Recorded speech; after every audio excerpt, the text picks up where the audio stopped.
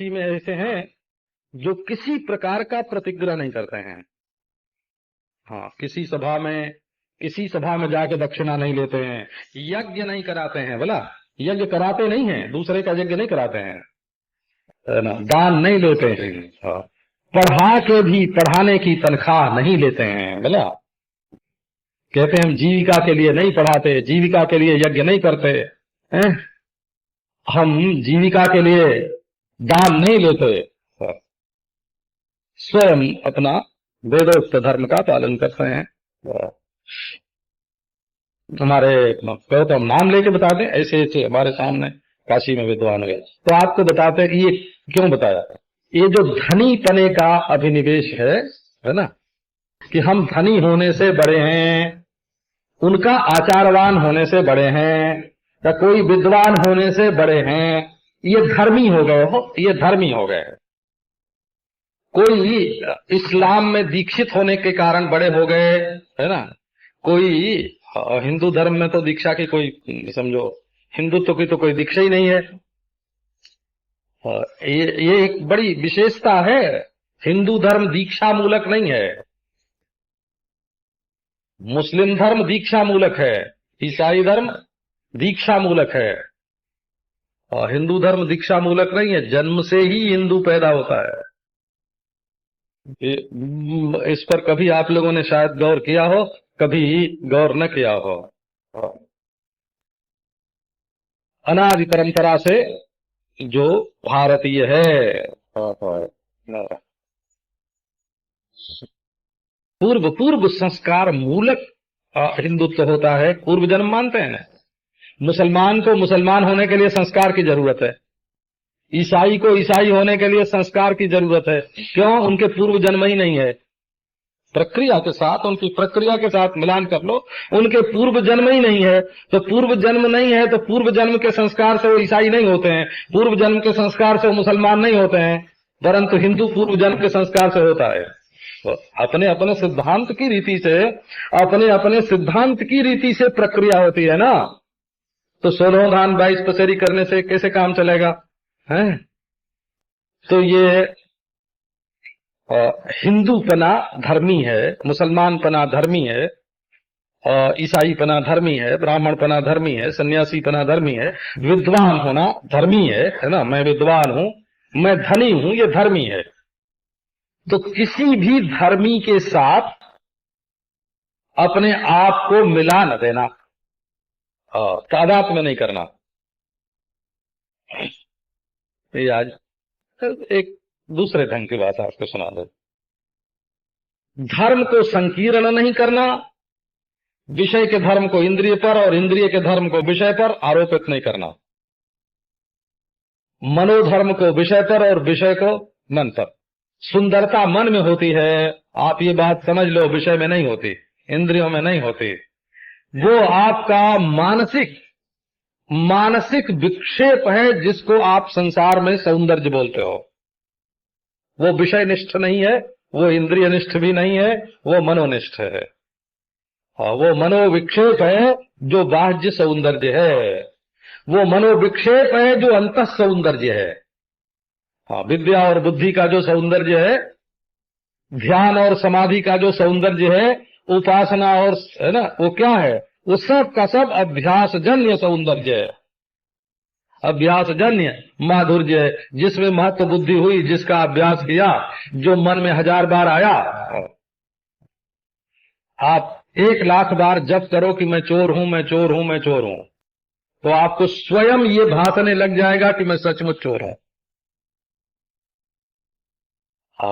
हम एक झूठ की बात जानते हैं।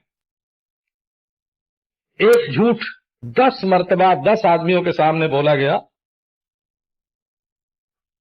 तो बोलने वाले को ही वो बात सच्ची मालूम पड़ने लगी कि सचमुच ऐसा हमने किया है या हमको ऐसा हुआ है।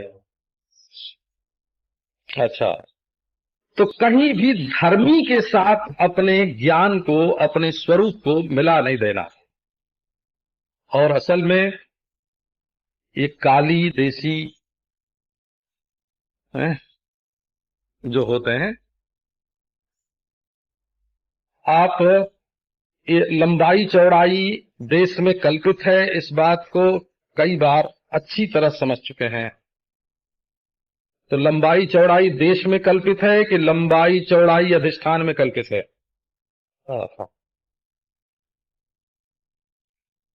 ये तो व्यापकता जो है, जैसे ये देश है ना, देश तो पुस्तक है, तो ये पुस्तक देखो ऊपर है, ये पुस्तक लाउड स्पीकर से नीचे है, मेज से ऊपर है, मंच से ऊपर है ना, दाहिने हाथ से बाएं है, बाएं हाथ से दाहिने है, पेट से सामने है, किधर है?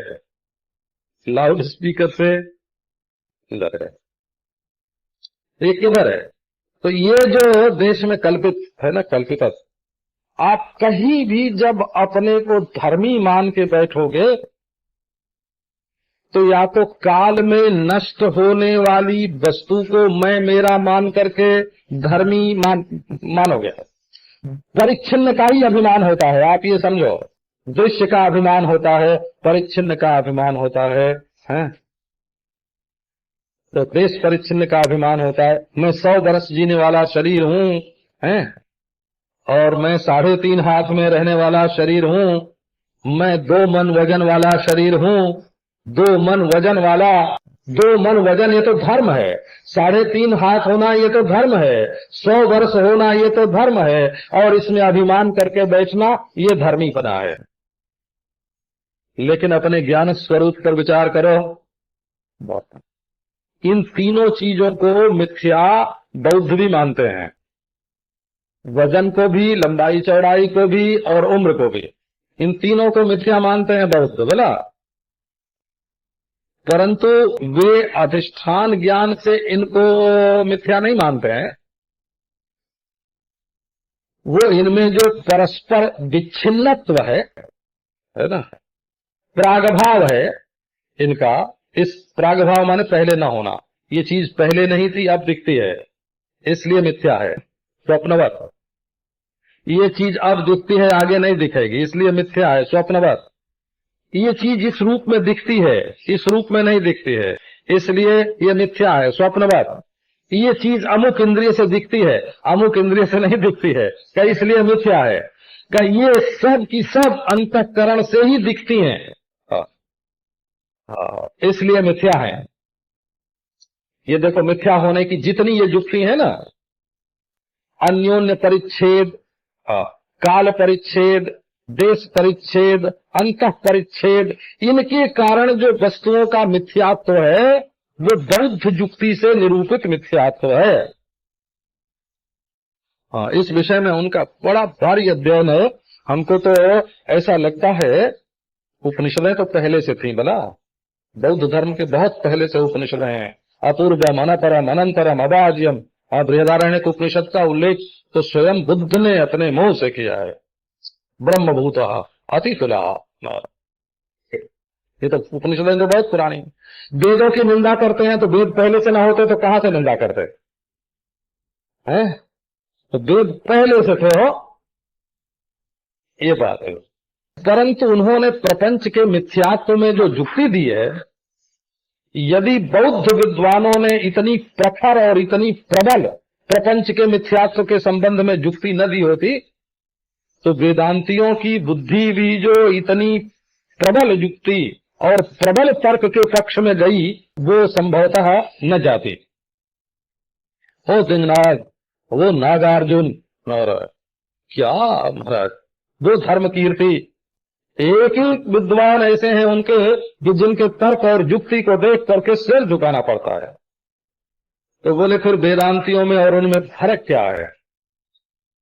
तो फर्क ये है कि ये कहते हैं कि भले धर्म असिद्ध हो जाएं और भले धर्मी असिद्ध हो जाएं, परंतु अपना जो ज्ञान स्वरूप, चेतन स्वरूप स्व है वो कभी असिद्ध नहीं होता। वो संपूर्ण असिद्धियों को सिद्ध करने वाला है।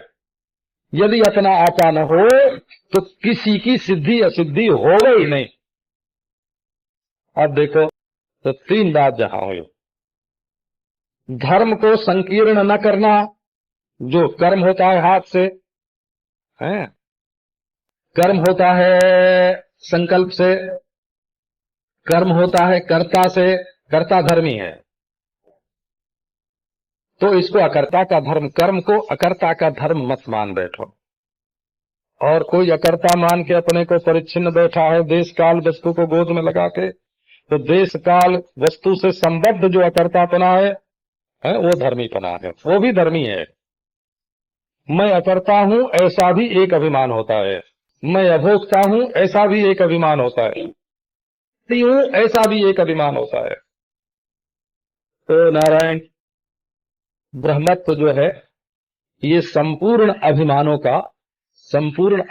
का जो अत्यंताभाव है, उस अत्यंताभाव का देशाभिमान, कालाभिमान और द्रव्याभिमान, अभिमान सामान्य, किस्म किस्म के अभिमान, अभिमान सामान्य माने किस्म किस्म के भिन्न भिन्न प्रकार के अभिमान। अभिमान सामान्य माने अभिमान की जाति, सामान्य माने जाति। तो निखिल अभिमंतव्य, निखिल अभिमान, निखिल अभिमानित्व नारायण से विनिर्मुक्त, इनके अत्यंताभाव का साक्षी, इनके अत्यंताभाव का प्रकाशक, इनके अत्यंताभाव का अधिष्ठान जो तत्व है, परिच्छेद सामान्य भावोपलक्षित, परिच्छेद सामान्य के अभाव से उपलक्षित ऐसा जो ब्रह्म तत्व है, अब उसकी जिज्ञासा प्रारंभ करते हैं। जिज्ञासा माने उसका विचार प्रारंभ करते हैं।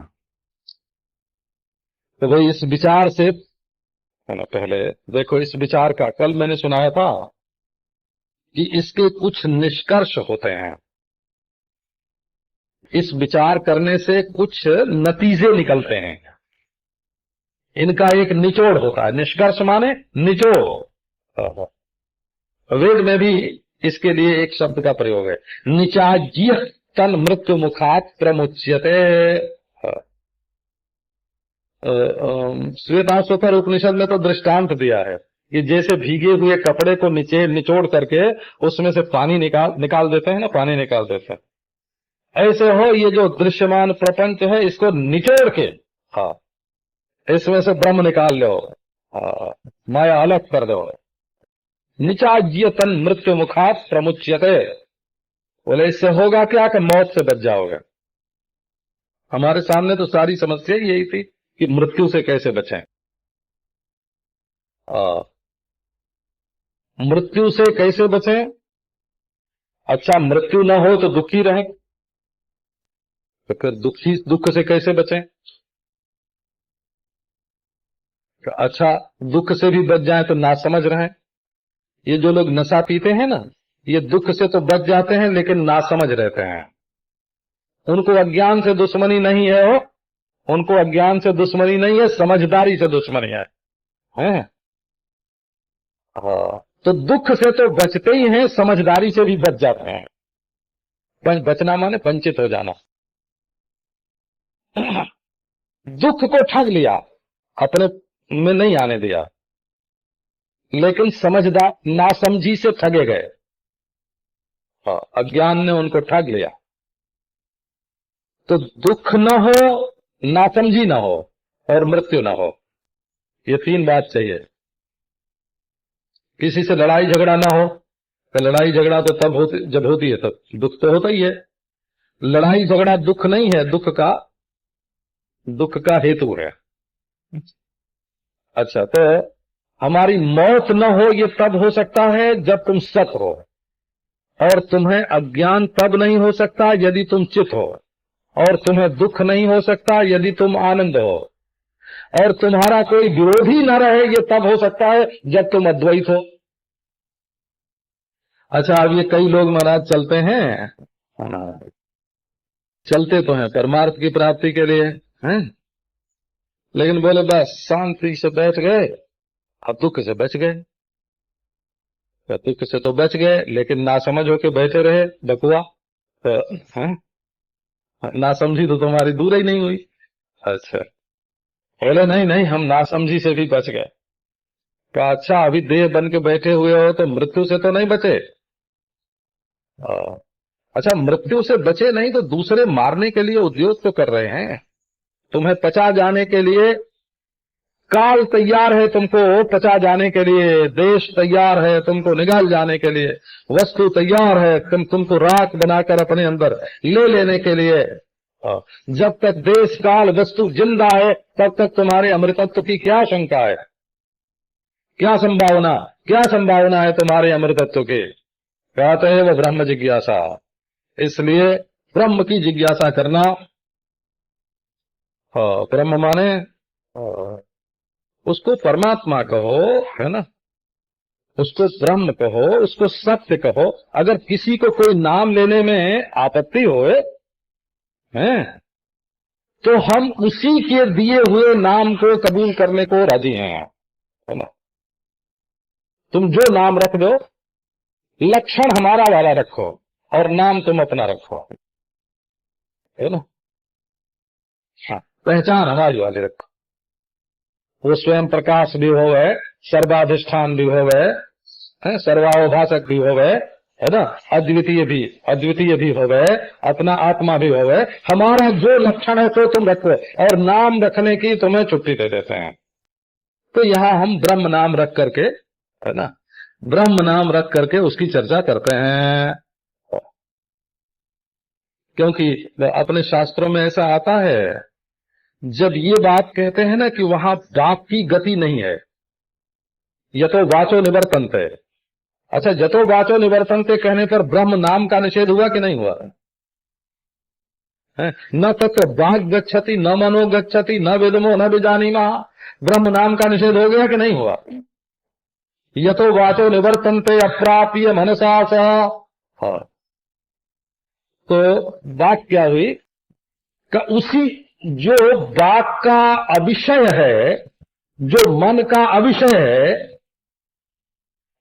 जो समाधि का अविषय है, जो ज्ञान का भी अविषय है, उसी का नाम यदि हम आत्मा रख के, ब्रह्म रख के, ज्ञान स्वरूप रख करके परस्पर, है ना, समझने समझाने का व्यवहार करते हैं, तो इसमें आपत्ति क्या है? सच्चा ब्रह्म जिज्ञासा। अथा तो ब्रह्म जिज्ञासा। अब ब्रह्म जिज्ञासा का निष्कर्ष परिणाम देखो। क्योंकि महात्म्य का ज्ञान पहले हो गए तो प्रवृत्ति जो है वो अच्छी होती है। देखो, गंगा स्नान करने से हमारे पाप मिट जाएंगे और हमको पुण्य होगा, ये ज्ञात रहता है तो लोग गंगा स्नान के लिए प्रवृत्त होता है ना, गंगा स्नान करने के लिए जाता है। इसलिए आपको देखते हैं ब्रह्म विचार करो, है ना। तो संपूर्णं जगदेव नंदनवनम् सर्वेऽपि कल्पद्रुमाः गांगम् वारि समस्तवारिनिवः पुण्याः समस्ताः क्रिया वाचः प्राकृतसंस्कृताः श्रुतिशिरो वाराणसी मेदिनी सर्वावस्थितिरस्य वस्तु विषया दृष्टे परे ब्रह्मणि। ये जगत नंदन वन हो जाए, जगदेव नंदन हो, सारे वृक्ष कल्प वृक्ष हो जाए, सारा जल गंगा जल हो जाए, सारी पृथ्वी वाराणसी हो जाए और सर्वावस्थिति ब्रह्मावस्थिति हो जाए। माने आपके लिए केवल कल्याण ही कल्याण रहे, मंगल ही मंगल रहे, आनंद ही आनंद रहे, सुख ही सुख रहे। ये बात ब्रह्म विचार करने से होती है। हाँ, स्वर्ग का सुख तो तब मिलेगा ना जब मर के वहां जाओगे। ब्रह्म सुख दृष्ट सुख है वो। ये मेरे सामने एक बार वेदांती और पूर्व मीमांसक का शास्त्रार्थ हुआ, ऐसी ऐसी महाराज जुक्ति निकले। ये अदृष्ट सुखार्थ है, ब्रह्म ज्ञान नहीं है। मरने के बाद हमको सुख मिलेगा इसके लिए ब्रह्म ज्ञान नहीं है। अभी मिलेगा, इसी जीवन में मिलेगा और सारे दुख मिट जाएंगे। तो भला वो ब्रह्म ज्ञान से कैसे मिल जाएगा? आज मैं जानबूझ के थोड़ा हल्का बोल रहा हूं, पता क्यों बोल रहा हूं ऐसा हल्का? कल थक गया था तो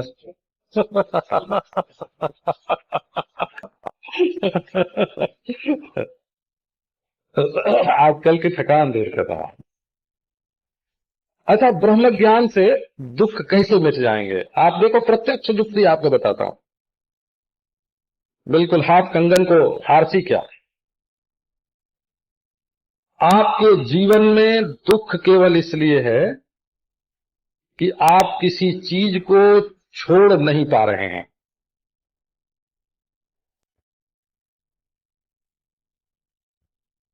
रुपए को नहीं छोड़ पा रहे हैं, बेटे को नहीं छोड़ पा रहे हैं, देह को नहीं छोड़ पा रहे हैं, अपनी मान्यताओं को नहीं छोड़ पा रहे हैं। कहीं न कहीं गांठ पड़ गई है और आप भागना उससे चाहते हैं, उसको छोड़ना चाहते हैं, उससे निकलना चाहते हैं, फिर भी छोड़ नहीं पाते। इसका नाम संस्कृत भाषा में क्या है बताओ? चिज्जड ग्रंथि।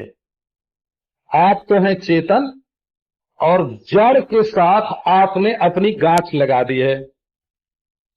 तो जड़ वस्तु तो काल में बीती जा रही है, अब उसको आप पकड़ते हैं, हम नहीं छोड़ेंगे।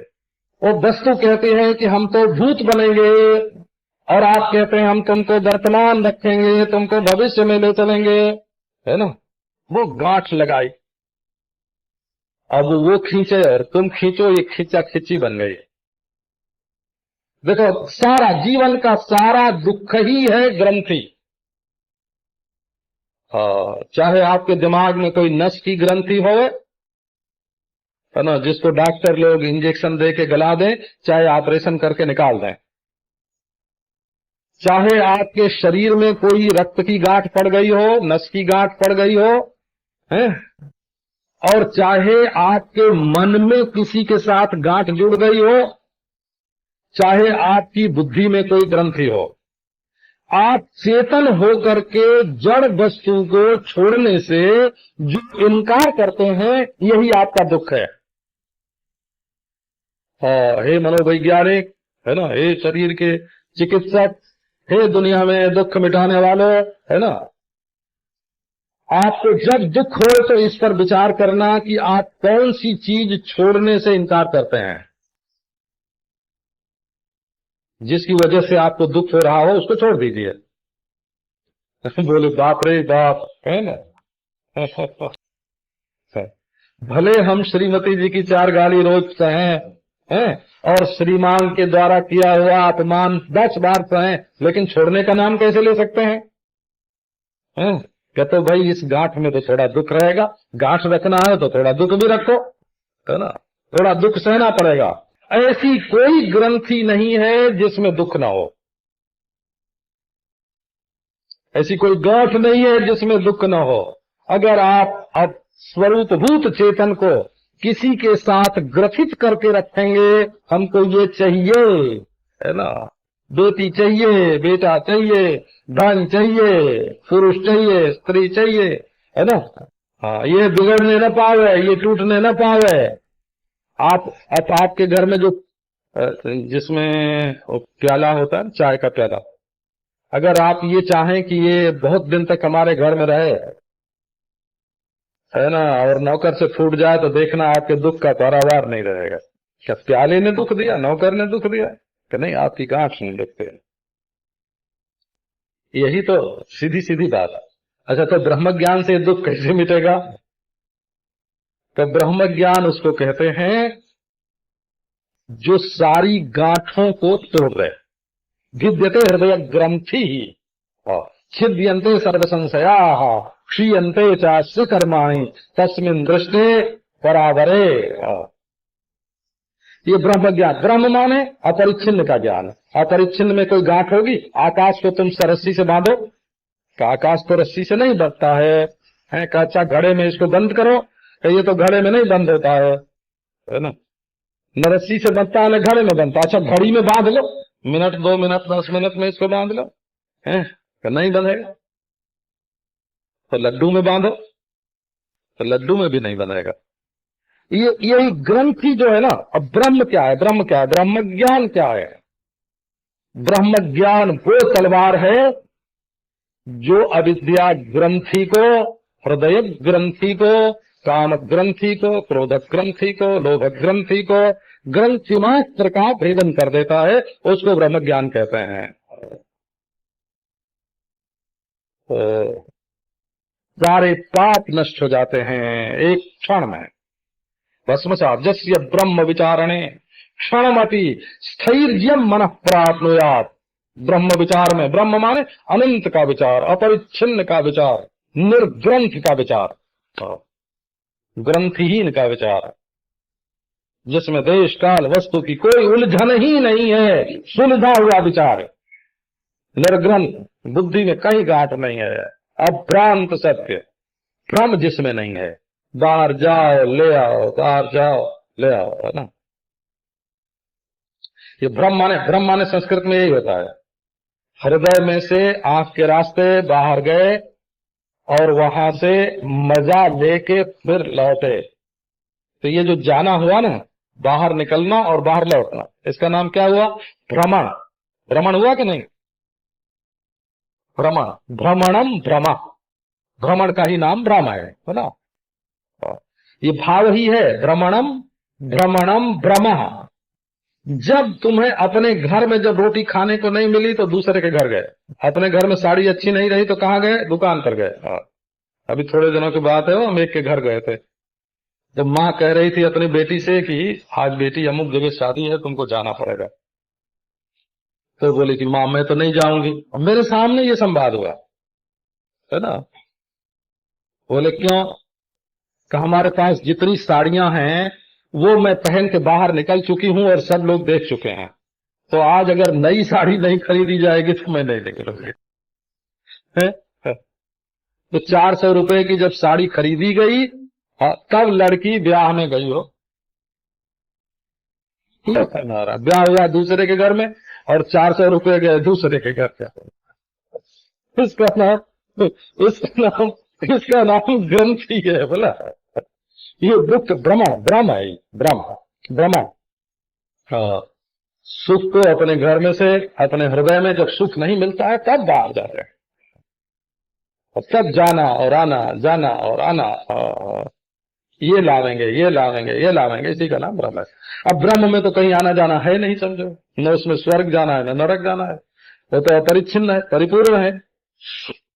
हमारे संस्कृत भाषा के जो शब्द हैं ना, हम ये चाहते हैं कि उनको आप अपने से दूर न रखें। किसी समय ये शब्द बोले जाते थे ना व्यवहार में, शंकराचार्य के समय में, गौड़पादाचार्य के समय में, ये शब्द जैसे हम लोग घर में खाना पीना रहना सोना जैसे बोलते हैं ना, वैसे ये बोले जाते थे। वो जरा कालक्रम से हमारे व्यवहार से शब्द दूर पड़ गए, इसलिए वेदांत मुश्किल हो गया, समझ में नहीं आता है। हम चाहते हैं कि ये शब्द आपके मुहावरे में आ जाएं, आप बोलने लग जाएं।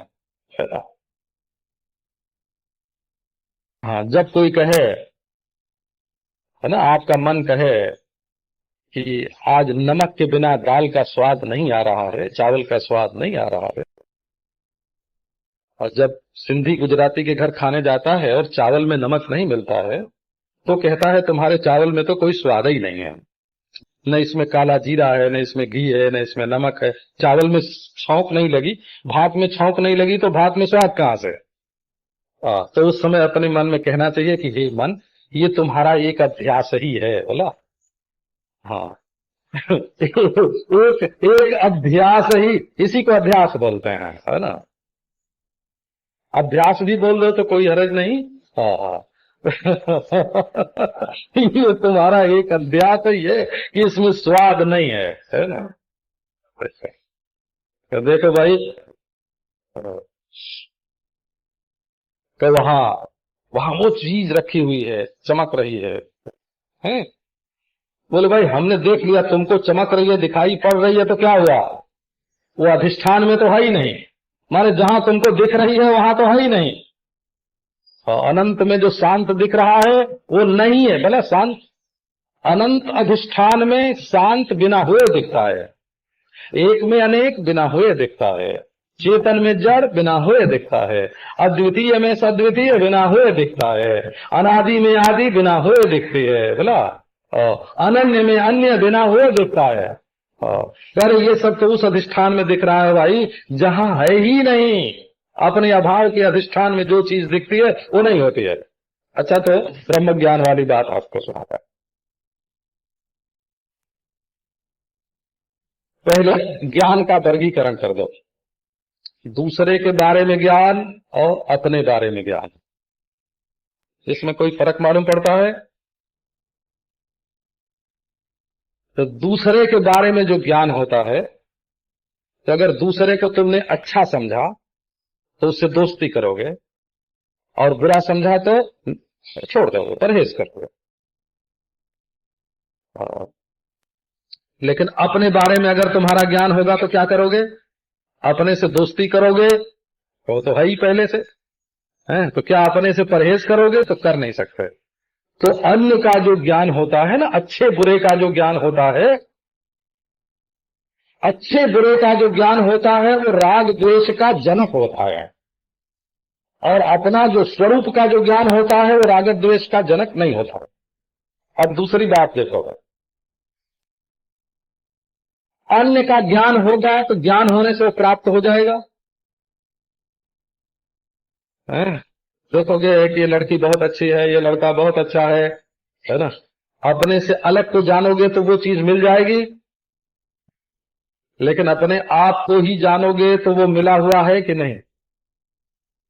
इसलिए अन्य को जानने के बाद पाने के लिए कोशिश करनी पड़ती है, और अपने आप को जानने के बाद पाने के लिए कोशिश नहीं करनी पड़ती। ये आप ज्ञान के नियम, ज्ञान के सामान्य नियम आप जान लो, क्योंकि आपको तो ब्रह्मसूत्र सुनना है ना। नारायण, ये तो ज्ञान के सामान्य नियम है कि अन्य विषयक ज्ञान जो है वो होने के बाद भी प्राप्ति और परिहार के लिए प्रयत्न की अपेक्षा रखता है, और स्व विषयक ज्ञान जो है वो होने पर प्राप्ति और परिहार के लिए प्रयत्न की अपेक्षा नहीं रखता। अच्छा, अब देखो, अब दूसरी बात सुनाते हैं। ज्ञान से जो चीज आपको मिल जाए वो पहले से मिली हुई रहती है? अच्छा, और अज्ञान से ही जो चीज अनमिली हो वो भी मिली रहती है, केवल न समझने से ही वो खोई हुई नहीं होती है। तो अज्ञान से जो चीज अनमिली है वो अनमिली नहीं है, अप्राप्त नहीं है, नित्य प्राप्त है। और ज्ञान से जो वस्तु प्राप्त होती है वो प्राप्त नहीं हुई, वो तो नित्य प्राप्त है।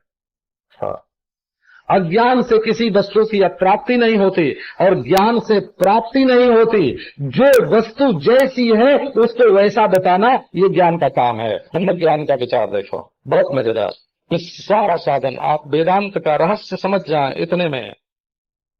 जब वेदांत कहेगा कुछ करने से ब्रह्म नहीं मिलता है, उपासना करने से नहीं मिलता है, समाधि लगाने से नहीं मिलता है, वो तो तुम ही हो ना, है? तो जब मैं ब्रह्म नहीं हूं ये अज्ञान जब मिट जाएगा तो ब्रह्म मिलेगा। तो ब्रह्म ज्ञान से मिलता है या अज्ञान मिटने से मिलता है? ये कहने का अभिप्राय ये हुआ कि ब्रह्म कभी अप्राप्त नहीं हुआ, और ब्रह्म कभी, है ना, कभी प्राप्तव्य नहीं है, नित्य प्राप्त ही है। नित्य प्राप्त में ही अप्राप्त का भ्रम हो रहा है, और नित्य प्राप्त में ही नित्य प्राप्त की ही प्राप्ति सी होती है। नित्य प्राप्त ज्ञान से प्राप्ति नहीं होती, नित्य प्राप्त की प्राप्ति सी होती है। और अज्ञान की निवृत्ति से किसी की निवृत्ति नहीं होती है, नित्य निवृत्त की ही निवृत्ति होती है। इसका अर्थ क्या हुआ? अथातो ब्रह्म जिज्ञासा। इसका अर्थ यह हुआ कि मुक्ति आपका स्वरूप है, मुक्ति आपका स्वरूप है। न वो ज्ञान से मुक्ति मिलती नहीं है, बल्कि जो अज्ञान के कारण अनमिली सी मालूम पड़ती है वो अनमिली पने का भ्रम मिट जाता है। ज्ञान से नित्य प्राप्त मुक्ति ही प्राप्त सी होती है, और नित्य निवृत्त बंधन ही निवृत्त सा होता है। इसलिए आओ ज्ञान प्राप्ति का प्रयत्न करें। आप जानो ब्रह्म को और मुक्त हो जाओ आप। ये क्या उल्टा नियम है भाई? तो तुम जानोगे कि ये मुक्त है, वो मुक्त होगा, तुम कैसे मुक्त होगे? यदि तुम जानो कि ब्रह्म मुक्त है तो ब्रह्म मुक्त होगा, तुम कैसे मुक्त हो जाओगे? हैं? और यहाँ तो कहते हैं कि अथा तो ब्रह्म जिज्ञासा अनावृत्ति शब्दात्, तुम ब्रह्म को जानोगे और मुक्त होगे तुम। तो ये कोई कायदा है, ये कोई नियम है, हैं? कि हम श्याम को मुक्त जाने और राम मुक्त हो जाए, सोहन को मुक्त जाने और मोहन मुक्त हो जाए, ये कोई नियम है, ये कोई कायदा है? हम ब्रह्म को नित्य शुद्ध बुद्ध मुक्त जाने और हम नित्य शुद्ध बुद्ध मुक्त हो जाएं, ये कोई ज्ञान का कायदा है? ये तो बिल्कुल गड़बड़ बात है। ये प्रश्न मैंने एक संत से किया था। क्या किया था प्रश्न ही आपको बता देता हूँ, कभी उठा हो न उठा हो।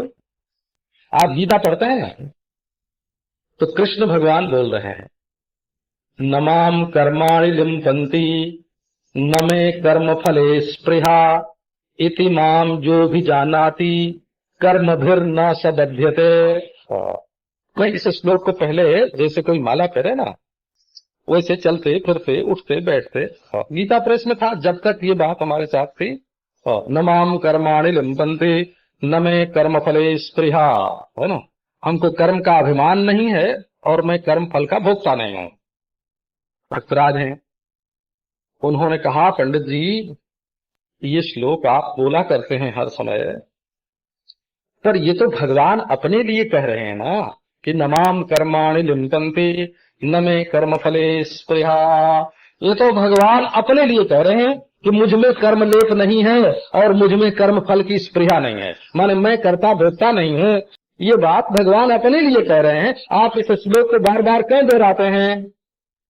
तो भगवान आगे फलश्रुति करते हैं, माम जो भी जानाति कर्म भीर न सबध्यते। कहते हैं कि यदि कोई मुझे इस रूप में जान ले कि मैं कर्ता भोक्ता नहीं हूं, कर्म का अभिमान नहीं है और कर्म फल का, है ना, कर्म फल में स्पृहा नहीं है, मैं कर्ता भोक्ता नहीं हूं, रूप में यदि कोई कृष्ण भगवान को जान ले तो वो कर्म से मुक्त हो जाए। अपने भीतर बैठे हुए गुरुदेव से पूछा, भगवान बोल रहे हैं, हमारे बोलने से क्या फायदा? तो भगवान कह रहे हैं कि तुम मुक्त जानोगे मुझे, कर्तापन और भोक्तापन से मुक्त जानोगे मुझे और तुम हो जाओगे मुक्त। इसका अर्थ है कि मैं और तुम दोनों जुदा जुदा नहीं है। भगवान ने बताया है ना कि मैं मुक्त हूं, ये जानोगे तो तुम मुक्त हो जाओगे। हैं? ये कैसे हो सकता है?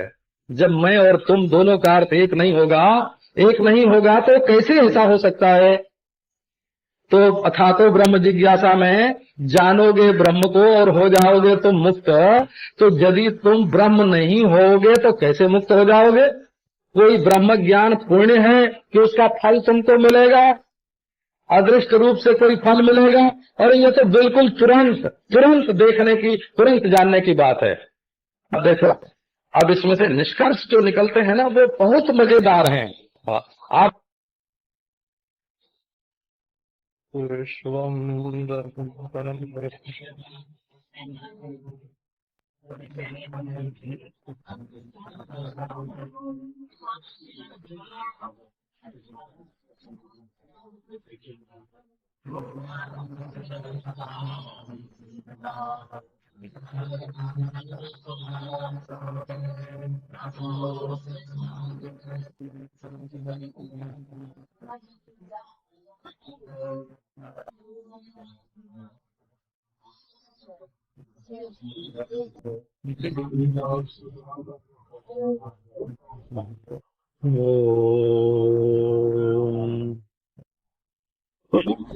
इंद्राचस्ते तनोति शुभ संपतिम स्मृतिमात्रेण यत्पुंसाम् ब्रह्म तन्मंगलम् परम् अतिकल्याणरूपत्वात् सर्वकल्याण संश्रयात् समर्पेणाम् वरवत्वाच्च ब्रह्म तन्मंगलम् परम्।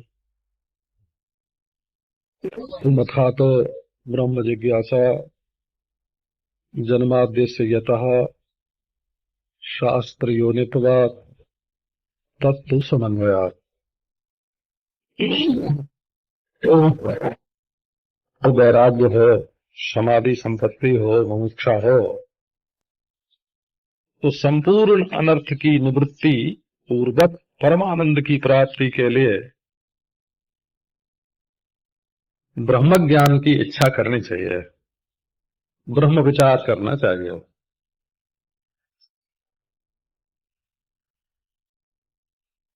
तो प्रश्न ये है कि ब्रह्म ज्ञान ही क्यों? पहले तो ज्ञान ही क्यों, और फिर ब्रह्म ज्ञान ही क्यों। दो बात है ना, ज्ञान ही क्यों चाहिए, और ज्ञान भी ऐरे गहरे का नहीं, किसी ऐसी वैसी चीज का नहीं, ब्रह्म का ज्ञान।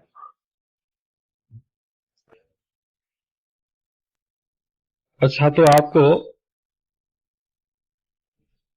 एक ऐसे ज्ञान की किस्म, ऐसा ज्ञान का प्रकार सुनाता हूं जिसके पहले भी कर्म है और बाद में भी कर्म है। ऐसा नहीं समझना कि हम लोग कर्म से कुछ बचने की कोशिश करते हैं कि कर्म से डरते हैं, सो बात नहीं है। पर कर्म का यदि विवेक नहीं होगा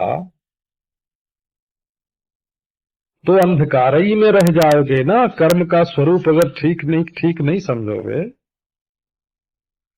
जैसे ब्रह्म की मान्यता अंधकार है, वैसे कर्म की मान्यता भी अंधकार है।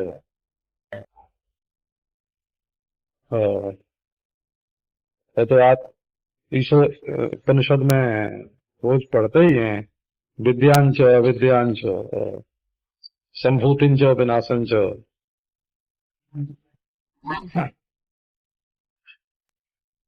तो अब समझो कि आपके मन में हो कि हम कश्मीर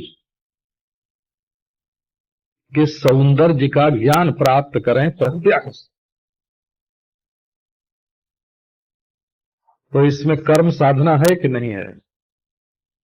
कर्म साधना है। यहां से कश्मीर जब जाओगे, जाना कर्म हो, जब कश्मीर जाओगे तब वहां का सौंदर्य आंख से देख पाओगे।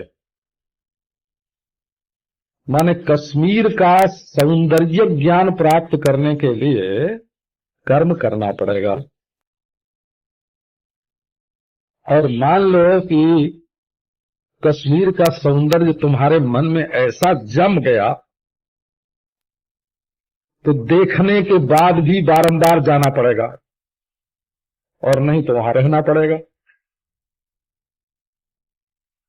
ये है, इसका नाम है सविशेष ज्ञान। बोला, संसार की विशेषताओं का ज्ञान प्राप्त करने के लिए कर्म करना पड़ता है, और ज्ञान प्राप्त करने पर भी कर्म करना बाकी रहता है, कोई भी, है ना। मशीन कैसे चलाई जाती है, ये पहले सीखना पड़ेगा, और चलाने के बाद भी उससे पैसे की कमाई होने लगी तो चलाते रहना पड़ेगा। माने संसार संबंधी ज्ञान में पहले भी कर्म की जरूरत है, कर्म का फल है ज्ञान, और ज्ञान का फल है कर्म। या अगर आप ब्रह्म को भी ऐसे ही समझते हो कि ब्रह्म ज्ञान ऐसा ही होता है, तो ब्रह्म के बारे में ठीक नहीं समझते। इसलिए ब्रह्म ज्ञान प्राप्ति के लिए विचार करना चाहिए। विचार की जरूरत पड़ गई। क्यों जरूरत पड़ गई? कि संसारी वस्तुओं का जैसा ज्ञान होता है वैसे ही ब्रह्म का ज्ञान है कि नहीं है। तो दोनों दृष्टि से मैं ये बात सुनाता हूं। यदि ब्रह्म शब्द का आप अर्थ लो तो अनंत होता है। अनंत में अभी, यही और यही भी आता है, और तब, वहां और वह भी आता है अनंत शब्द के अर्थ में। तो अनंत का ज्ञान प्राप्त करने के लिए कोई कर्म करने की आवश्यकता नहीं है, माने कहीं जाने की जरूरत नहीं है। हमको क्या तू ढूंढे बंदे, मैं तो तेरे पास में। और अनंत को पाने के बाद बारंबार उसके पास जाना नहीं पड़ेगा।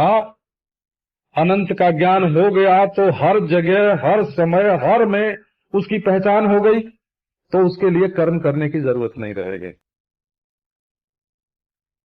तो एक प्रक्रिया ये हुई। अब दूसरी देखो, तो ब्रह्म तो आत्मा ही है, तो अपने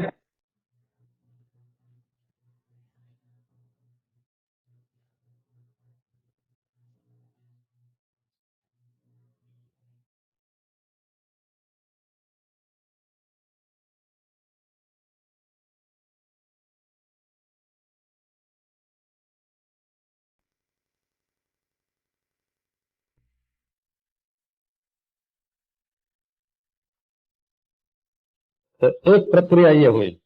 अब दूसरी देखो, तो ब्रह्म तो आत्मा ही है, तो अपने को जानने के लिए कहाँ जाना पड़ेगा, और अपने को जानने के बाद फिर बारंबार कहाँ जाना पड़ेगा।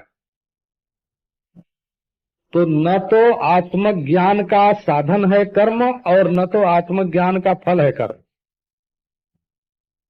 आत्मज्ञान का साधन है श्रवण आदि, कर्म नहीं है, श्रवण आदि।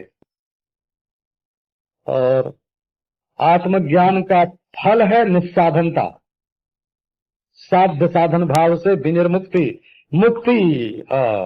न कुछ साधन करना पड़े, न कुछ साध्य रहे। साध्य साधन दोनों का बाद है ज्ञान का फल, क्योंकि वे दोनों अविद्या मूलक हैं, और अविद्या की ही निवृत्ति हो गई। तो अविद्या की निवृत्ति हो गई तो साध्य साधन नहीं रहा। और ज्ञान तो प्रमाण से होता है, कर्म से नहीं होता। ये भी बात वाचस्पति मिश्र ने भामती में कई स्थान पर इस बात का निरूपण किया है। पूछा है कि कर्म कौन सा प्रमाण है। किसी भी वस्तु को देखने के लिए कर्म कौन सा प्रमाण है। आंख है कि नाक है कि जीभ है कि कान है कि त्वचा है। ज्ञान तो प्रमाण से होता है। कौन सा प्रमाण है। प्रमाण आप प्रमाण नहीं समझते हैं। माने ये कौन, ये तुलसी का पत्ता है, ये आपको कर्म से मालूम पड़ता है कि प्रमाण से मालूम पड़ता है।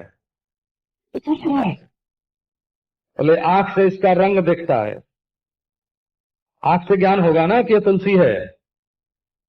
और जीभ से इसका स्वाद मालूम पड़ता है, त्वचा से इसका स्पर्श होता है, नासिका से इसकी गंध मालूम पड़ती है, हैं?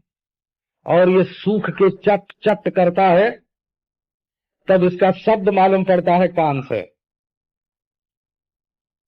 तो नाक, जीभ, आंख, त्वचा, कान, इनमें से किसी प्रमाण के द्वारा तुलसी का निश्चय होता है। अगर ये पांचों आपके ठप्प पड़ जाएं, त्वचा से स्पर्श न, हाथ से छू के भी आप तुलसी का निश्चय नहीं कर सकते, पांव से चल के भी नहीं कर सकते। तो वस्तु का निश्चय प्रमाण से होता है। न क्वचित कर्म कोटि भी वस्तु सिद्धिर विचारेण, न क्वचित कर्म कोटि भी। करोड़ कर्म करो, वस्तु के स्वरूप का ज्ञान नहीं होगा। उसके लिए ज्ञान तो प्रमाणाधीन, प्रमाण से होता है। उसका भी आगे जब विचार आएगा, अब शास्त्र जोनित्वाधिकरण में सुनाएंगे प्रमाण का विचार। तीसरा सूत्र जब आएगा, जब प्रमाण क्या होता है। तो अब पहले एक बात लो, ये सब ये निष्काम सकाम जो लोग चर्चा करते रहते हैं ना, है ना, उनकी बात छोड़ो।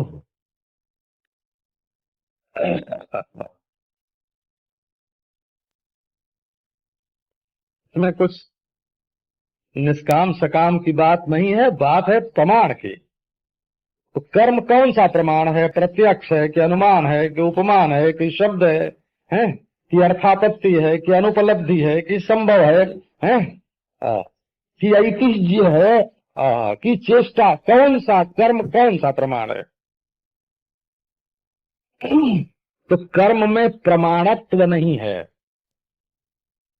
तो बोले कि कर्म बिल्कुल बेकार है कि बेकार नहीं है।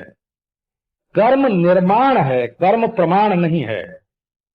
कर्म से निर्माण होता है, कर्म से प्रकाश नहीं होता, कर्म से निर्माण होता है। तो कर्म से 5 प्रकार की वस्तु मिलती है। लो आपको गिना देते हैं उसको। भगवान शंकराचार्य ने उपनिषद भाष्य के प्रारंभ में उसकी चर्चा की है। एक तो घड़े से कोई चीज आप पैदा कर सकते हैं, कर्म से कोई चीज पैदा कर सकते हैं। जैसे घड़ा बनाना हुआ तो मिट्टी खोद के ले आए और गीली करी और लोहा बनाया और चाक पर चढ़ाया और चाक को घुमाया और घड़ा तैयार। कोई चीज अगर आप बनाना चाहते हो तो कर्म से बना सकते हैं। एक बात। अच्छा, आपके घर में कोई चीज न हो, ये देखो वेदांत के ग्रंथों में इसके लिए दृष्टांत दूसरे हैं हो। वेदांत के ग्रंथों में इसके लिए यज्ञ संबंधी कर्म का दृष्टांत है। हम आपको अपने घर की बात बताते हैं ना। उत्पाद्य क्या है? अच्छा, आपको अपने घर में घड़ा न हो तो दूसरे के घर में से जा करके घड़ा उधार ले आओ, मिलेगा ना। इसको आप्य बोलते हैं। आप्य, आप कर्म करके दूसरे के घर पे घड़ा उधार ले आओ, ये आप्य हो गया। शास्त्र में इसका दृष्टांत है कि मंत्र तुमको याद न हो तो गुरु से जाके सीख लो, ये आप्य हो गया। मंत्र को तो कर्म से आप दूसरे के घर से चीज उधार ला सकते हैं और अपने घर में बना सकते हैं। अच्छा, चाहे तो घड़े को रखे रखे सड़ा दें। इसमें आपका है ना, क्या नाम, और नमक डाल के रख दो घड़े में, मिट्टी के घड़े में नमक रख दो। थोड़े दिनों के बाद क्या होगा, उसमें नमक लग जाएगा और घड़ा विकृत हो जाएगा। तो आप कर्म से विकार कर सकते हो, बोला विकृत हो जाएगा, सड़ जाएगा, है ना। अच्छा, और कर्म से आप क्या कर सकते हो? कोई चीज गंदी हो गई है ना, घड़े में मिट्टी लग गई है, गंदला हो गया है, उसको पानी से आप धो रहे हो, तो ये क्या हुआ? ये कर्म के द्वारा उसका संस्कार हो गया, सफाई हो गई। तो कर्म से वस्तु बनाई जा सकती है, दूसरे के घर से उधार लाई जा सकती है, उसको गंदा बनाया जा सकता है, उसको पवित्र बनाया जा सकता है। और उसको फोड़ना हो तो अरे एक लोड़ा उठा के बेटा बट मारा और फूट गया। हाँ, इसको विनाश से बोलते हैं। वो उत्पाद्य, आप्य, विकारज्य, संस्कारज्य और विनाश्य। ये कर्म से केवल 4 बात बन सकते हैं। अब आप देखो, मुक्ति यदि नारायण, मुक्ति इन 4 में मुक्ति है, 5 में, इन 5 में मुक्ति है क्या? आप मुक्ति कर्म करके बनाना चाहते हो? अब तक मुक्त नहीं थे कि मुक्ति दूसरे के घर से उधार लेना चाहते हो? मुक्ति में कोई विकार करना चाहते हो? मान विकार का मतलब ये हो कि जैसे चावल है ना, घर में चावल कच्चा है तो पका दिया, उसको पका दिया तो भात हो गया। तो कर्म से भात बना कि नहीं? विकार जो हो गए। हाँ, कर्म से भात बन गया, चावल का भात बन गया, कच्चे का पक्का बन गया। इसी का नाम विकार जो होता है, विकार जो। हाँ। और कभी उसमें कोई कीड़ा मकोड़ा होने की शंका है, अशुद्ध होने की शंका है, तुरंत भगवान का नाम लेकर के, है ना, उसको पवित्र कर लिया। तो कर्म से यही 5 बात होती है, उत्पाद्य, आप्य, विकारज्य, संस्कारज्य और विनाश्य। अब मुक्ति इन 5 में से कोई हो तो सीताराम कहो। इन 5 में से मुक्ति कोई हो तो मुक्ति जड़ होगी। मुक्ति जड़ होगी हो, क्योंकि ये सब दृश्यता है ना, जो दृश्य होता है तो जड़ होता है। जड़ होता है मन हमारे चैतन्य से वो प्रकाशित होता है, हम उसको देखते हैं, उसका जीवन प्राण सब हमारे अधीन होता है। नहीं आत्मानं बिना अन्य कश्चित प्राणान लगते। यदि मैं नहीं हूं तो दूसरा कोई, है ना, सत्ता स्फूर्ति ही नहीं प्राप्त कर सकता। तो हमारे होने से दुनिया जीती है, दुनिया मालूम पड़ती है। अच्छा, तो कर्म की गति इन्हीं 5 बातों में है। स्वतः सिद्ध मुक्ति में, आत्मा में कर्म की गति नहीं है। ये हम कर्म छुड़ाने के लिए आपको नहीं बोलते हैं बोला, हम विचार करने के लिए बोलते हैं। अब देखो, कर्म और ज्ञान का एक फर्क और बताता हूं। माने ज्ञान से जो चीज मिलेगी वो इसके बिल्कुल विपरीत होगी। वो उत्पाद्य नहीं होगी, माने बनाई हुई नहीं होगी। बनाई हुई तो पहले नहीं थी। जो प्रागभाव है ना, जो प्रागभाव प्रतियोगी वस्तु होती है उसी का निर्माण होता है। पहले नहीं थी तो अब बन गई। तो ज्ञान से जो वस्तु मिलती है वो बनाई हुई नहीं मिलती, पहले से जो होती है। आपको ज्ञान होगा कि ये खंभा है, तो खंभा पहले से है कि आपके जानने से बन जाएगा। ज्ञान से कोई चीज बनती नहीं है, जो पहले से होती है वही मालूम पड़ती है। ज्ञान होने से पड़ोसी के घर से माल आ नहीं जाता। ज्ञान होने से चीज गंदी नहीं हो जाती, गंदी हो तो गंदी हो, है ना। ज्ञान होने से चीज पवित्र नहीं हो जाती, ज्ञान होने से चीज मिट नहीं जाती। माने ज्ञान जो है वो वस्तु के स्वरूप में कोई हेर फेर किए बिना जो चीज जैसी होती है उसको ज्यों की त्यों लिखा देना, ये ज्ञान का काम है। ज्ञान का काम वस्तु स्वरूप की स्फूर्ति है, तद विषयक अविद्या भ्रम को दूर करना है, परिवर्तन नहीं है। हेर फेर करना ये ज्ञान का काम नहीं है।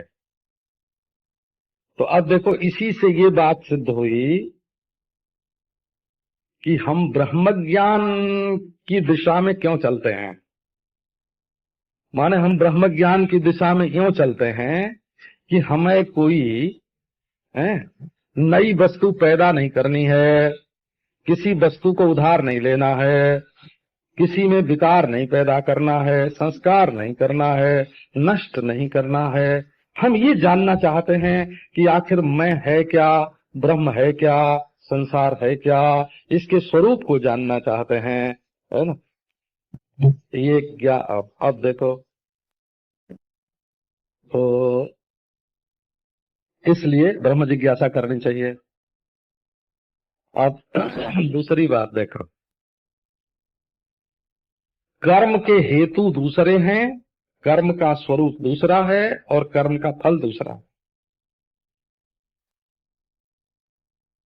विचार कर लो। तो जैसे किसी को स्वर्ग पाना है और यहां करेगा यज्ञ,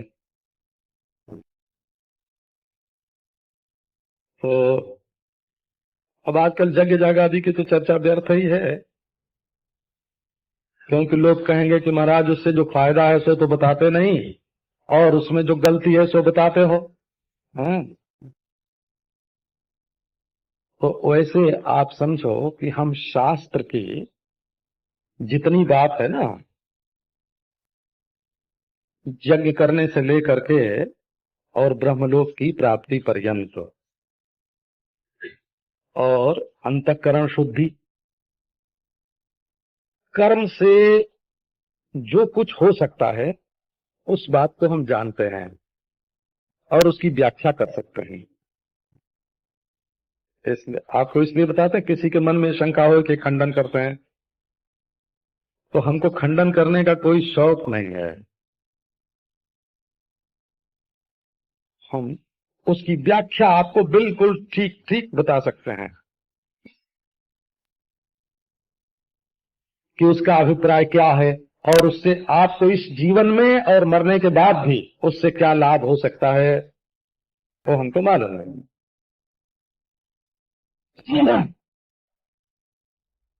तो कर्म करने में आपको यदि स्वर्ग परलोक के लिए कर्म करना है तो परलोक पर श्रद्धा चाहिए, है ना। और इस कर्म से परलोक मिलेगा, उस साधन पर श्रद्धा चाहिए, और उस मंत्र पर श्रद्धा चाहिए, और उस ब्राह्मण पर श्रद्धा चाहिए, है ना। फल पर श्रद्धा, कर्म पर श्रद्धा, मंत्र पर श्रद्धा, ब्राह्मण पर श्रद्धा, है ना, और अपने कर्तृत्व की मान्यता कि मैं कर्म करने वाला हूं। तब आप जब कर्म करेंगे तो आपको परलोक प्राप्त करने वाला जो कर्म है वो फलप्रद होगा, और अधिकारी होंगे, है ना, स्वयं अधिकारी होंगे, है ना, अपने कर्तृत्व की मान्यता होगी, और ब्राह्मण, मंत्र, कर्म और फल इन पर श्रद्धा होगी। ये कर्म का हेतु है, हो कर्म का हेतु। अज्ञान का हेतु देखो, ज्ञान के लिए मैं करता हूं ये मान्यता स्वीकार करके चलने की जरूरत नहीं है ना, और इस कर्म से ये फल मिलेगा ये श्रद्धा करने की जरूरत नहीं है, क्योंकि वो कर्म ही नहीं है, तो श्रद्धा की क्या जरूरत। परलोक में जाना ही नहीं है तो श्रद्धा की क्या। श्रद्धा मूलक प्रवृत्ति का नाम ब्रह्म विचार नहीं है, प्रमाण मूलक प्रवृत्ति का नाम ब्रह्म विचार है। प्रमाण प्रधान है वो। प्रमाण प्रधान का मतलब यह है कि जैसे आपको घड़ी में कै बजा है ये देखना हो, है, तो आप विश्वास मत कीजिए कि इतना बजा हुआ है, आप आंख खोल करके घड़ी हाथ में लेके देख लीजिए, है ना। घड़ी देखने में जैसे आंख प्रमाण है, वैसे ब्रह्म को देखने के लिए भी एक प्रमाण है। तो ब्रह्म ज्ञान जो है वो प्रमाण मूलक प्रवृत्ति है, श्रद्धा मूलक प्रवृत्ति नहीं है। आप दूसरी बात देखो, और उसमें अधिकारी समदमादि संपन्न है, उसमें परलोक पर श्रद्धा रखने वाला और अमुक जाति में पैदा हुआ उसका अधिकारी नहीं है, तो जिज्ञासु अधिकारी है, जो जानना चाहता है और जानने की योग्यता जिसके अंदर है वही अधिकारी है। अच्छा, और श्रद्धा नहीं, प्रमाण चाहिए। अब आप देखो, कर्म उपासना में और ज्ञान में एक फर्क और देखो। कर्म और उपासना में बारंबार दोहराना पड़ता है, ये स्वरूप है उसका। और तत्व ज्ञान जो है वो एक बार हीरा पायो गांठ गठियायो, बार बार राखो क्यों खोले। हाँ, आपको जल्दी देखने का मन हो तो आवृत्ति ही असकृदुपदेशा, इस सूत्र की व्याख्या में भगवान श्री शंकराचार्य महाराज ने लिखा है कि जब एक बार देख लिया कि ये कमरे में रस्सी पड़ी है, ये सांप नहीं है, रोशनी करके देख लिया, तो बारंबार उस पर टार्च डाल करके देखने की जरूरत नहीं है। अगर पहली बार देखने में गलती रह गई है तब दोबारा देखना पड़ता है। दृढ़ ज्ञान नहीं हुआ, अदृढ़ ज्ञान हुआ है, परोक्ष ज्ञान हुआ है, तो बारंबार भले देखना पड़े, परंतु यदि दृढ़ और साक्षात अपरोक्ष तत्व ज्ञान हो गया तो वृत्ति की आवृत्ति करने की कोई जरूरत नहीं है। एक बार का देखा हुआ ही काफी है, अपना आपा, है ना। एक बार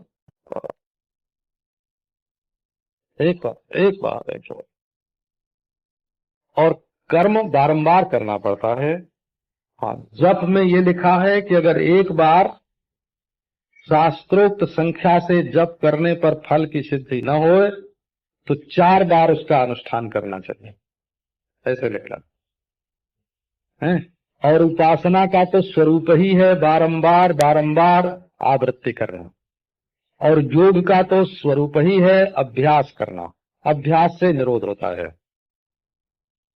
तत्व ज्ञान में न अध्यास है, न आवृत्ति है, न तो कर्म का पौनः पुण्य, न अनुष्ठान है। अब एक तीसरी बात देखो,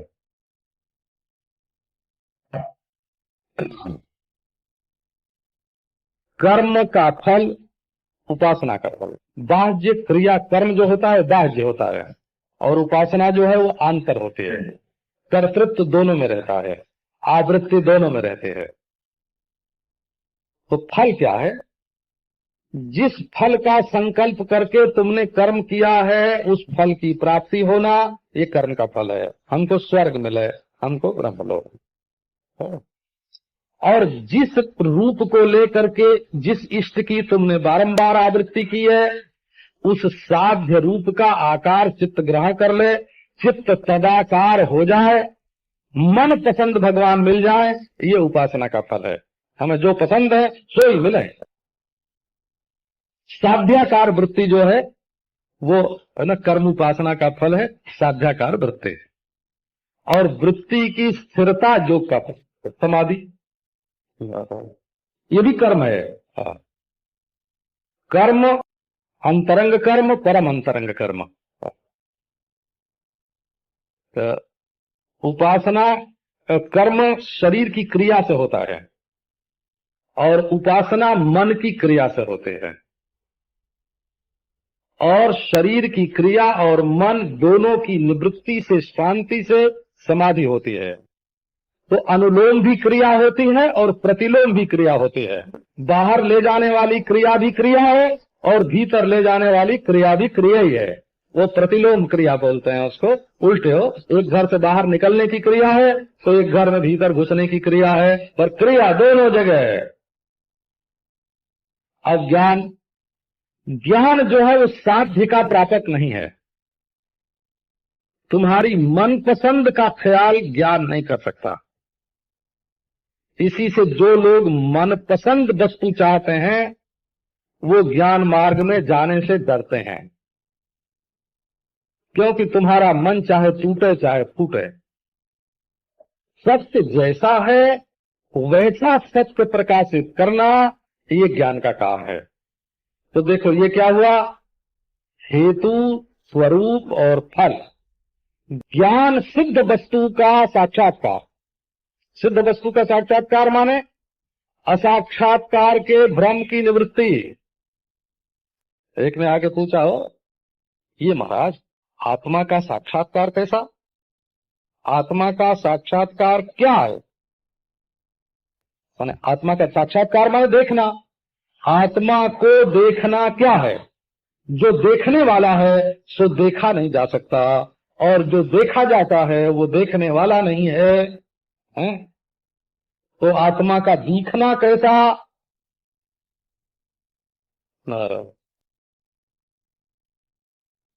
अभी हम जबलईपुर में गए थे तो लिख के ले आया था वो किसी महात्मा का सत्संग करता है, बहुत प्रसिद्ध व्यक्ति है ना, उनका सत्संग करता है। और लिख के ले आया था, आत्मा का साक्षात्कार क्या है, लिख के ले आया था। तो मैंने उसमें से का काट दिया और क्या काट दिया। आत्मा साक्षात्कार है, आत्मा का साक्षात्कार नहीं, आत्मा स्वयं साक्षात्कार। मैंने कहा भाई वेदांत में ये बात कही जाती है, जिज्ञासु आके कहता है कि हे महाराज हमें आत्मा दिखाओ, तो बोले अरे भाई तुमको ये भ्रम हो गया है कि आत्मा नहीं दिखता है, असाक्षात्कार का भ्रम हो गया है। तो जिस विचार से, जिस ज्ञान से ये असाक्षात्कार का भ्रम मिट जाए, वो विचार तुम्हारे लिए जरूरी है। तो अगर तुम खुद कहते हो कि हम आत्मा को नहीं देखते, हम आत्मा को नहीं जानते, है ना, हम रोग फैला के डॉक्टर थोड़ी बनते हैं, है ना। ऐसे हैं गांव के कुएं में कोई ऐसी दवा डाल दी कि सारे गांव के लोग बीमार पड़ गए, और अब डॉक्टर साहब ने एक आना पुड़िया का वहां है ना दवा खाना खोल लिया, बड़ा फायदा हुआ हो। हाँ, क्योंकि एक आने में तो 1 पैसे की भी दवा नहीं थी, 2 पैसे की भी दवा नहीं थी। नारायण। तो ये लोगों से पहले कहना कि तुम रोगी हो और फिर दवा की दुकान खोलना, ये नहीं। वेदांत की रीति ये है कि जो स्वयं अपने को रोगी अनुभव करता हो, यदि उसको मालूम पड़ता हो कि हमें भ्रांति है, हमको अज्ञान है, हम इस अज्ञान से बहुत दुखी हैं, हम बद्ध हैं, और वो आकर के गुरु कृपालो कृपया बदईदत हैं, आके खुद कहे कि हमको छुड़ाओ, तब उसको क्या बोलो? क्या ये मत बोलो कि हाँ वस्तुतः तुम दुखी हो, बद्ध हो, अज्ञानी, ऐसे उसको नहीं बोलना है ना। पर उसको क्या बोलना? परमानंद स्वरूप तू नहीं तो मैं दुख लेस, विचार सागर में दुआ है। अरे बाबा तू तो परमानंद स्वरूप है, तेरे अंदर दुख का लेस भी नहीं है। गुरु की दृष्टि में जिज्ञासु दुखी नहीं है, गुरु की दृष्टि में जिज्ञासु बद्ध नहीं है, गुरु की दृष्टि में जिज्ञासु अज्ञानी नहीं है। वो अपने को दुखी मानता है भ्रम से, बद्ध मानता है भ्रम से, अज्ञानी मानता है भ्रम से, है। उसकी मान्यता का, उसकी दृष्टि का जो भ्रम है, उसके निवारण के लिए गुरु उपदेश करता है। ये चेला चाटी का मार्ग नहीं है। हाँ, तो अगर तुमको दुख है तो आओ, तुमको बंधन है तो आओ, तुमको अज्ञान है तो आओ, और तुम अपने आप में मस्त हो, हैं, तो हम तुम्हारी मस्ती में कोई दस्तंदाजी नहीं करते, हमारा कोई हस्तक्षेप नहीं है। तुम अपने रास्ते चलो, मौज करो, लेकिन तुम तो खुद ही मालूम पड़ता हो तो आओ। अच्छा, आप तो देखो, ज्ञान की आपको विलक्षणता बताने के लिए, ये जिज्ञासा है ना, अथा तो ब्रह्म जिज्ञासा। तो ज्ञान क्यों प्राप्त करना चाहिए? क्योंकि ज्ञान के पहले भी किसी साधन का लवलेश नहीं है। ये सर्वापेक्षाधिकरण है ब्रह्मसूत्र में, सर्वापेक्षाधिकरण। उसके पहले वाला जो अधिकरण है ना, सर्वापेक्षाधिकरण के पूर्व का अधिकरण, उसमें यही बताया है कि कर्म का संबंध नहीं है। बोले फिर सब व्यर्थ है? सब व्यर्थ नहीं है, अंतःकरण शुद्धि के द्वारा सब उपयोगी है। सर्वापेक्षा यज्ञादि श्रुते अस्ववत्, तो नारायण, उसमें भी मतभेद है विवरण प्रस्थान का और भामती प्रस्थान का, है ना। कहिए जो यज्ञादि श्रुति है ये गमन में हेतु है, भामतीकार कहते हैं कि नहीं, गमन में हेतु नहीं है, अवगम में हेतु नहीं है ना। ये अवगम की इच्छा में हेतु है। अंतःकरण जब शुद्ध होगा तब ब्रह्म को जानने की इच्छा होगी। ब्रह्म ज्ञान में कर्म साधन नहीं है, ब्रह्म ज्ञान की इच्छा होने में कर्म साधन है। ब्रह्म ज्ञान में कर्म साधन की ब्रह्म ज्ञान की इच्छा में कर्म साधन, इस बात को लेकर अद्वैत वेदांतियों में दो प्रस्थान है, विवरण प्रस्थान और भामती प्रस्थान। कर्म ज्ञान का हेतु है ये विवरण प्रस्थान कहता है, कर्म ज्ञान इच्छा का हेतु है, विविदिशा का हेतु है ये भामती प्रस्थान कहता। लो कहाँ धकेल दिया, कहाँ धकेल दिया। अच्छा, और ये लोग जो ज्ञान के बाद कर्म होता है, ज्ञान के बाद कर्म होता है ऐसा बोलते हैं, उनका संसार के ज्ञान के बाद कर्म होता है, ये बात कहना ठीक है ना। संसार में जब घड़े को तुम अपने लिए उपयोगी समझोगे तब ले आओगे, लाने का कर्म कब होगा? जब उसको उपयोगी समझोगे, तो ज्ञान के बाद कर्म हुआ। और जाओगे तब उसको उठा देखोगे, जाओगे तब देखोगे, और देखोगे तब लाओगे, हैं। तो घड़ा देखने के पहले जाना कर्म है और घड़ा देखने के बाद लाना कर्म है, लेकिन अपने आप के पास न जाना है न लाना है, हैं। वो तो अन्य होए तब जाना होए और अन्य होए तब लाना होए, और ये परमात्मा तो कि ये परमात्मा तो अपना आप ही है। तो अथा तो ब्रह्म जिज्ञासा, आओ आओ अब ब्रह्म ज्ञान। तो अब प्रारंभ करते हैं। इस सूत्र पर जो हमारे बड़े बड़े आचार्यों ने विचार किया है, अभी तो मैं आपको तैयार कर रहा था उस विचार के लिए। कल हमको एक ने कहा कि आप कहते तो बड़ी गंभीर बात हो, फिर कह देते हो कि हल्की फुल्की है, तो लोगों के मन में सचमुच वो समझ लेते होंगे कि हल्की फुल्की है। मैंने कहा अगर वो सचमुच समझ लेते हैं कि हल्की फुल्की है तो वो बात समझी नहीं उन्होंने फिर, है ना। हम तो भाषा के चक्कर में बात को डालते नहीं, हम भाषा के चक्कर में बात को नहीं डालते हैं और जुक्ति के दाव पेच में भी नहीं डालते हैं। जैसे बढ़िया से बढ़िया कविता होवे और वो संगीत के चक्कर में पढ़ के निरर्थक हो जाते हैं। आप लोग बुरा मत मानना, संगीत के प्रेमियों, बुरा नहीं मानना, बता। बढ़िया से बढ़िया अर्थ बताने वाली कविता होवे, परंतु जब वो आ के चक्कर में पड़ेगी तो उसमें क्या कहा गया है या तो मालूम ही नहीं पड़ेगा। आपके कान को मजा आएगा लेकिन उसका अर्थ छूट जाएगा। संगीत काव्यार्थ का फोरक नहीं है, आदरक है। ऐसे भाषा और जुक्ति वेदांतार्थ का प्रकाशक नहीं है, आदरक है। भाषा का और जुक्तियों का पर्दा हटाकर, भाषा और जुक्तियों का पर्दा हटा करके तब उसके भीतर जो बैठी हुई वस्तु है वो देखी जाती है। तो आपको ये ज्ञात है कि ये ब्रह्म की जिज्ञासा प्रारंभ हो रही है। अब श्रुति कहती है ब्रह्म ऐसा और ब्रह्म वैसा है, ऐसे भी बोलती है, न ब्रह्म न ऐसा न वैसा। या तो यद अनिद्रिक अतादृक्ष है, तादृक तत्वम इहेष्यताम। विद्यारण्य स्वामी ने कहा जद अनिद्रिक अतादृक्ष, जो ऐसा भी नहीं है और वैसा भी नहीं है। परस्पर विरुद्ध धर्माश्रय भी है और परस्पर विरुद्ध धर्माधिष्ठान भी है, परस्पर विरुद्ध धर्मातीत भी है। उसको ऐसा और वैसा नहीं कह सकते। जद अनिद्रिक अतादृक्ष तादृक तत्वम इहेष्यता।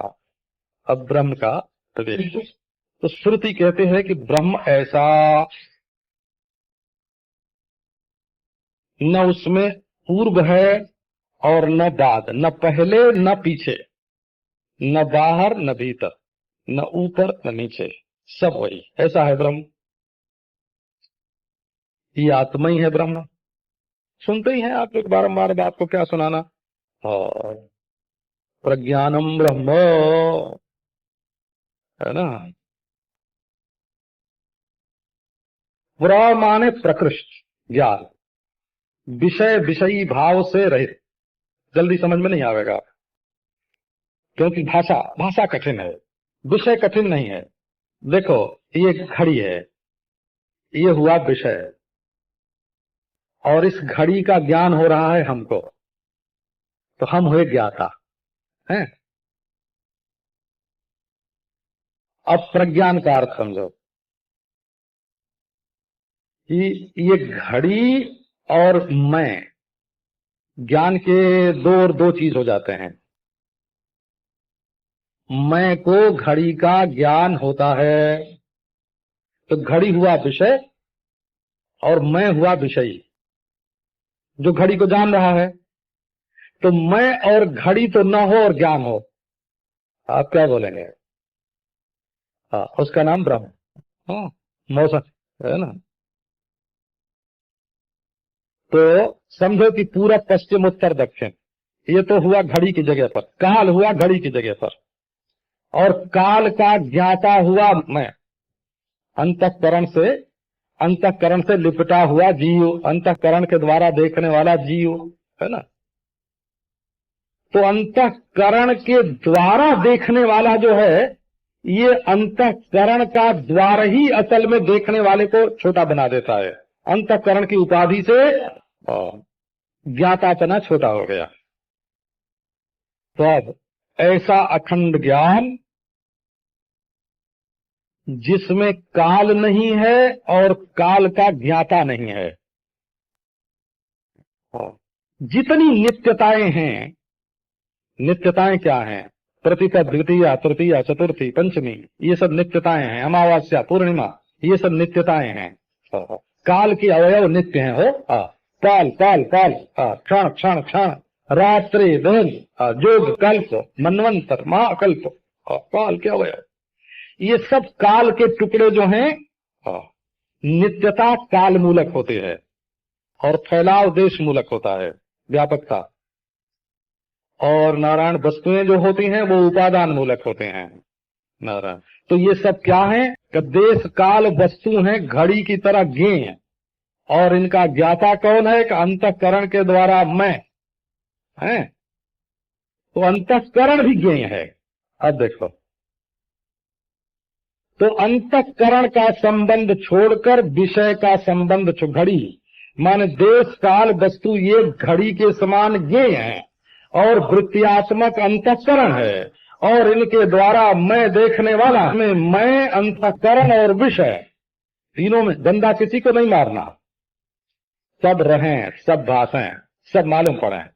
लेकिन इनमें जो एक अखंड ज्ञान है, अद्वय ज्ञान है, जिस अद्वय ज्ञान की दृष्टि से ये तीनों बाधित हैं, मिथ्या है, उसका नाम है ब्रह्म। बोला उसका नाम है ब्रह्म। ज्ञान प्रज्ञान, प्रकृष्टम ज्ञानम, प्रज्ञानम प्रकृष्टम, विषय विषयी भाव रहिताम, ज्ञातृ ज्ञेय भाव रहिताम, दृश्य दृष्टात्मक भाव रहिताम प्रज्ञानम। एतत् प्रज्ञानम, ये जो प्रकाश है, स्वयं प्रकाश आत्मा, ये ब्रह्म है। प्रज्ञानम ब्रह्म ऐसा बोलता है।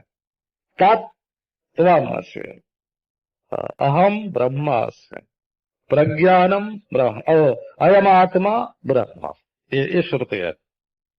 अथा तो ब्रह्म जिज्ञासा नारायण। अब आओ ब्रह्म की जिज्ञासा करें। बोले अच्छा, इस ब्रह्म को जानने से फायदा क्या होगा? क्योंकि मनुष्य जो है ना, तो बीच बीच में ऐसे बोल देते हैं, वैसे हमको बोलने की जरूरत नहीं है। हाँ, लेकिन कई लोग कहेंगे कि बस वही ब्रह्म, वही ब्रह्म, वही ब्रह्म। तो कल आपको सुनाया था कि आपको दुख वही चीज देती है जिसको आप छोड़ नहीं सकते। इसी का नाम गांठ है, ग्रंथि। पोटली बांध ली, देखो छोटे बर्तन के मुंह में हाथ डाला और मुट्ठी भर चना लिया। अब निकालते हैं तो चना छोड़ते नहीं है और मुट्ठी छेद में से निकलती नहीं है, तो बंध गए, फंस गए। हाँ, बंदर ऐसे ही पकड़े जाते हैं। बंदरों के पकड़ने का यही तरीका है। एक हाथी है, हथनी के साथ सट जाता है, अब वो हथनी को छोड़ नहीं सकता है ना। हथनी के साथ गड्ढे में गिरता है और पकड़ा जाता है। हाथी के पकड़ने का यही तरीका है। तो अपने से अलग जितनी चीजें हैं दुनिया में, क्या रुपया पैसा, क्या अन्न पानी, क्या स्त्री पुत्र, क्या शरीर, अरे क्या अंतःकरण, बोला ये मैं मेरा, ये सब जब पकड़ के बैठे हो तो देखो धन जाने का दुख तुमको आया, अरे क्यों नहीं छोड़ देते? कहाँ धन लेके आए थे जिस दिन पैदा हुए थे? कोई अपने साथ रुपया पैसा बांध के आए थोड़े थे। ये तो बाद में मन की गांठ पड़ गई ना, स्त्री पुत्र की गांठ, जात पात की गांठ, धन दौलत की गांठ, देश विदेश की गांठ है, परिवार की गांठ, इज्जत की गांठ है ना। तो दोनों हाथ उठा के खड़े हो गए। कोई ना हम न मैं, गांठ ही तकलीफ देती है। तो ब्रह्म ज्ञान होने से क्या होता है कि हमारी दुनिया में किसी भी दृश्य के साथ गांठ नहीं है, निर्ग्रंथ हो जाते हैं, बिल्कुल निर्ग्रंथी, किसी के साथ गांठ नहीं है। हम ये जनेऊ की गांठ है, जनेऊ की गांठ तो बड़ा कर्म कांड करा के दी गई है। हम लोगों को तो महाराज है ना, 3 वेदी पर होम करना पड़ता है, दंड लेना पड़ता है, बाल बनवाने पड़ते हैं, कपड़ा पहनना पड़ता है, भिक्षा मांगनी पड़ती है। तो अब ये गांठ बनी कि हम द्विज हुए, हम ब्रह्मचारी हुए। तो चूंकि कायदे से सबके सामने कबूल किया ना, तो छोड़ने के समय भी कायदा चाहिए। अगर अदालत से स्वीकृति करा करके ब्याह आप करेंगे, रजिस्ट्री विवाह करावेंगे, तो कायदे से तलाक देंगे कि नहीं देंगे? हैं? अगर ब्याह करने का कायदा है तो तलाक देने का भी कायदा होता है ना। तो अगर जनेऊ पहन के ब्राह्मण बनने का कायदा होता है तो उस जनेऊ के कायदे से, ब्राह्मण बने के कायदे से मुक्त होने का भी कायदा होता है। इसी का नाम कर्मकांड है। तो जब होता है ना, बिल्कुल दोनों हाथ उठा के हो, ऐसे नंगे होके और दोनों हाथ उठा के उत्तर की ओर चलते हैं। अब हमने सत्व रज तप सब छोड़ दिया, भूर्भुवः स्वः छोड़ दिया, मर्त्यलोक स्वर्गलोक पाताल लोक हमको नहीं चाहिए। अच्छा, अब देखो, कभी कोई चीज 5 रुपया गया तो गया 5 रुपया, उसमें से तकलीफ की एक राक्षसी निकली, न डाइन निकली हो, तकलीफ की, और वो आई तो बोले हम तुमको पकड़ेंगे। तो हमने कहा कि जिसको मैंने छोड़ के तलाक दे दिया है, हाँ, तुम उस औरत की बेटी हो जिसको हमने 10 बरस पहले तलाक दे दिया है, अब तुम्हारे ब्याह की जिम्मेवारी हमारे ऊपर कहाँ है? है ना? उस औरत ने तुमसे कर्ज लिया है जिसको हमने बरसों पहले तलाक दे के अखबार में छपवा दी। तो जब दोनों हाथ उठा के चलते हैं ना, तो उसके बाद दुनिया में अगर किसी के बिछुड़ने की तकलीफ आती है, किसी के मरने की तकलीफ आती है, कहते हैं अरे भाई वो तो हमारी छोड़ी हुई चीज थी, है ना? हमारी छोड़ी हुई थी चीज, जिसको छोड़ दिया उसकी क्या तकलीफ। तो ये ब्रह्म में, ब्रह्म जिसको बोलते हैं ना, इसमें सारे परिच्छिन्न पदार्थ छोड़े हुए हैं। इस अनंत में मैं और मेरा, केवल मेरा ही नहीं छोड़ा हुआ है, मैं भी छोड़ा हुआ है। एक आपको विचार की ही बात सुनाता हूं। ये कई लोगों को ये भ्रम होता है कि जब मैं छूट जाएगा तब मेरा छूट जाएगा। ये बात गलत है। आपको विचार की सामग्री दे रहे हैं। असल में मैं जो है वो बूंद बूंद पानी से बना हुआ समुद्र है।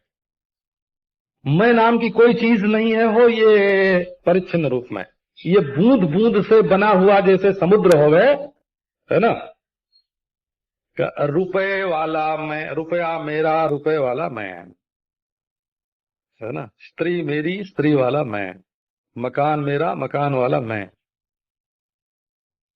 तो मकान वाला मैं, विद्या वाला मैं, तप वाला मैं, जाति वाला मैं, सिंहासन वाला मैं, छत्र वाला मैं, चमर वाला मैं। तो जब छत्र चमर सिंहासन स्त्री पुत्र धन में मेरा पना नहीं रहेगा ना, तो उनके संबंध को लेकर अपने में मैं पना नहीं रहेगा। तो ममता जो है वो तो अंतःकरण की अशुद्धि है, और वो बाहर के संबंधों में मेरापना करने से आई है, बोला, उसको पहले दूर करना पड़ता है। और मैंपना जो है ये अविद्या से पैदा हुआ है। तो मैंपना, संपूर्ण रूप से मैंपना तब निवृत्त होगा जब अज्ञान से अपने को अनहम, अनिदम अनहम ब्रह्म जब जानेंगे। हाँ, परिच्छिन्न अहंकार से रहित जब ब्रह्म अपने को जानेंगे तब परिच्छिन्न अहंकार मिट जाएगा। तो अंतःकरण शुद्धि के लिए पहले ममत्व का त्याग होता है ना? और पीछे अंतःकरण शुद्ध होने पर ज्ञान होता है। ज्ञान से अज्ञान का जब निवृत्त होता है तो अज्ञान का ही सारा कार्य है, संसार जितना है वो सारा अज्ञान का कार्य है। तो ये मेरे पने को छुड़ाने के लिए एक तो विवेक चाहिए, विवेक की तलवार, और एक जो मेरा मालूम पड़े सो अनंत प्रभु के चरणों में अर्पित करो, वहां भक्ति का उपयोग हो जाएगा, बोला। और अनंत के साक्षात्कार से परिच्छिन्न अहम की निवृत्ति हो जाएगी। इसलिए देखो, आपको अगर नारायण न भासता हो, हमने बीच बीच में कर्मकांड की भी बहुत सारी बातें कही हैं, बोला। हाँ, उनका खंडन नहीं किया है। हाँ, उपासना की भी कही है, योग की भी कही है, विचार की भी कही है। लेकिन ये ब्रह्म जिज्ञासा जो है, ब्रह्म जिज्ञासा, तो आपको परिच्छिन्न जो आप अपने को मानते हैं, परिच्छिन्न माने टुकड़ा, कतरा बोलते हैं, उर्दू वाले कतरा बोलते हैं हो, हाँ, एक कतरा। तो असल में ब्रह्म में न कतरा है न दरिया है, ब्रह्म स्वयं न कतरा है न दरिया है, हाँ, न वो परिच्छिन्न है न परिच्छिन्नों की समष्टि है। ब्रह्म को जाति नहीं है, जाति अनेक से मिलके होती है ना, अनेक व्यक्ति के मिलने से जाति होती है। तो ब्रह्म व्यक्तियों का समूह नहीं है, परिच्छिन्नों का वो जोड़ नहीं है, न वो दरिया है न कतरा है।